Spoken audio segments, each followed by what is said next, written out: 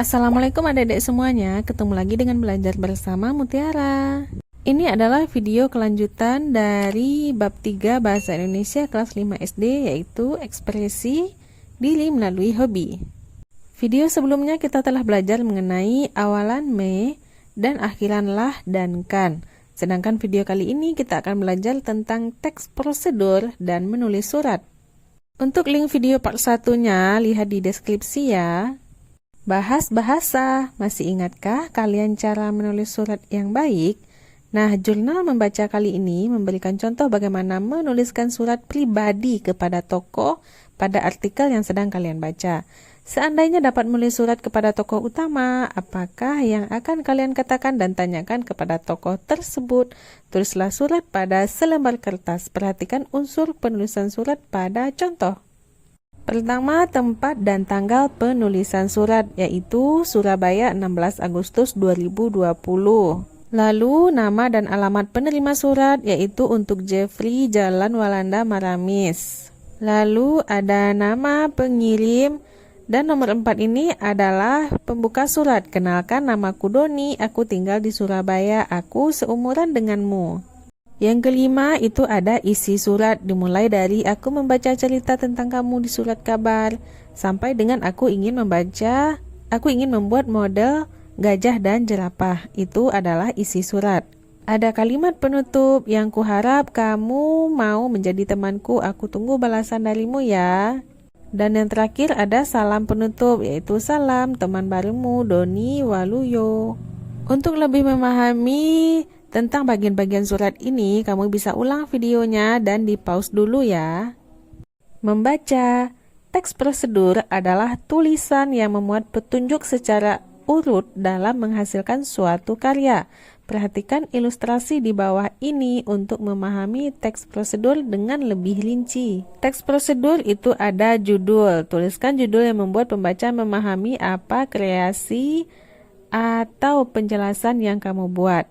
Ada alat dan bahan, yaitu semua alat dan bahan yang dibutuhkan. Tambahkan keterangan jumlah atau ukuran agar lebih jelas bagi pembaca. Langkah pembuatan, tuliskan langkah-langkah pembuatan secara berurut. Gunakan kata kerja sebagai awal kalimat. Penutup atau kesimpulan, tuliskan tip untuk mempermudah cara pengerjaan ataupun hal-hal penting lainnya yang harus diperhatikan pembaca.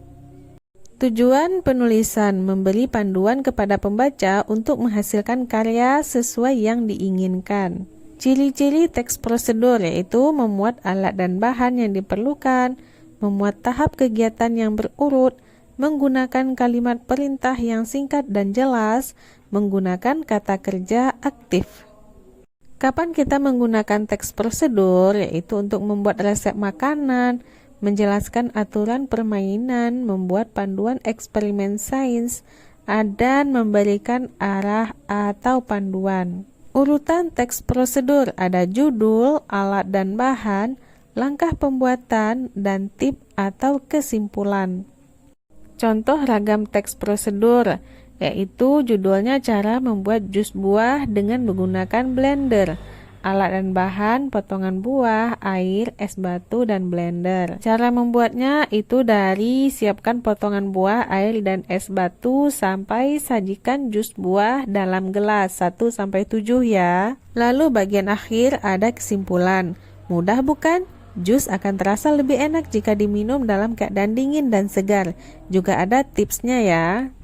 Contoh teks nomor 2, cara mengoper bola pada olahraga bola basket.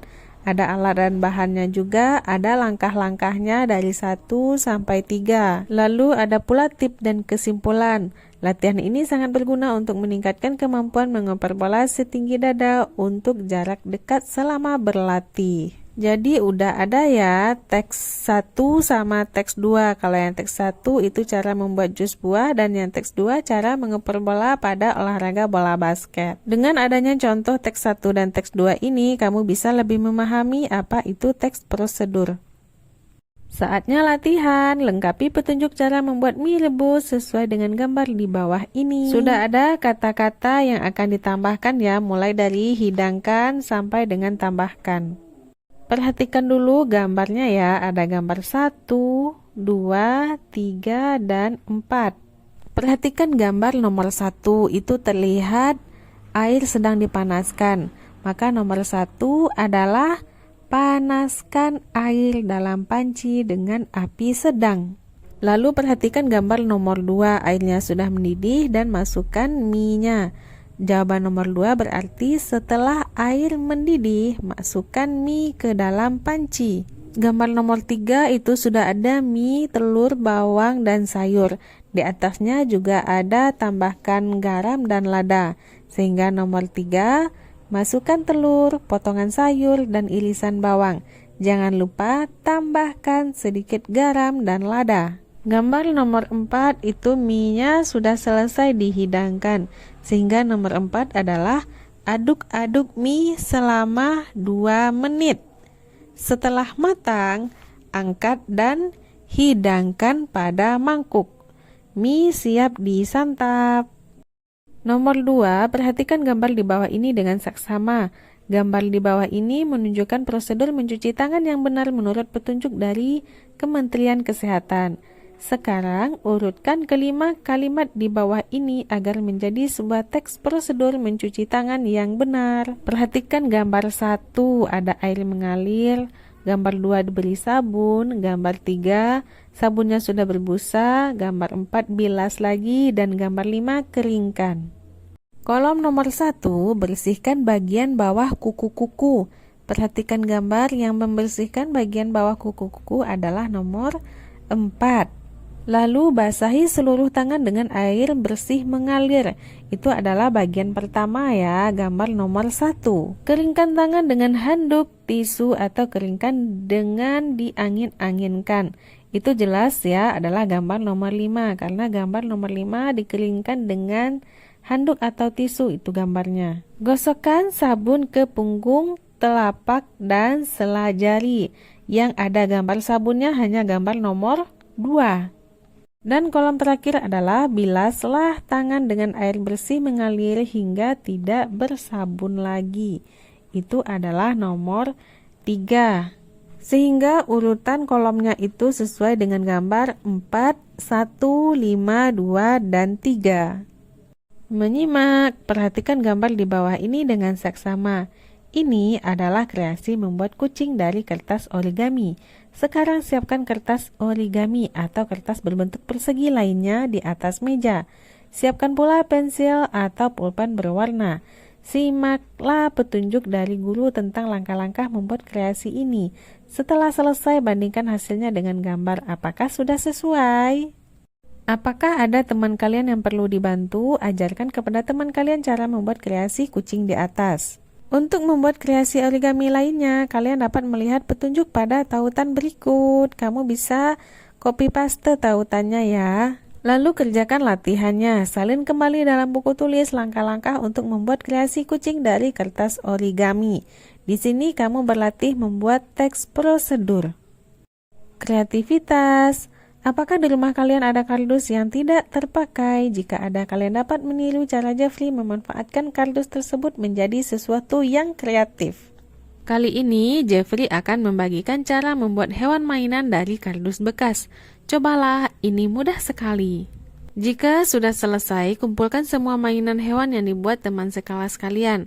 Buatlah sebuah diorama kebun binatang mini di kelas kalian. Wah, sepertinya kegiatan ini seru ya. Ayo kamu lakukan bersama temanmu di kelas. Prosedur membuat mainan dari kardus bekas. Bahan yang diperlukan pastinya ada kardus bekas. Alat yang diperlukan pensil, alat warna bisa spidol, krayon, pensil warna, dan gunting. Cara membuat, gambarlah pola binatang sesuka hatimu. Gambarlah pola U untuk kaki-kakinya. Guntinglah gambar yang sudah kamu buat tadi. Guntinglah sedikit di bagian bawah badan hewan untuk tempat memasukkan bagian kakinya. Beri warna yang sesuai. Pasangkan bagian kaki ke dalam bagian badan. Pastikan mainanmu sudah dapat berdiri tegak. Hore, mainanmu sudah siap untuk dimainkan.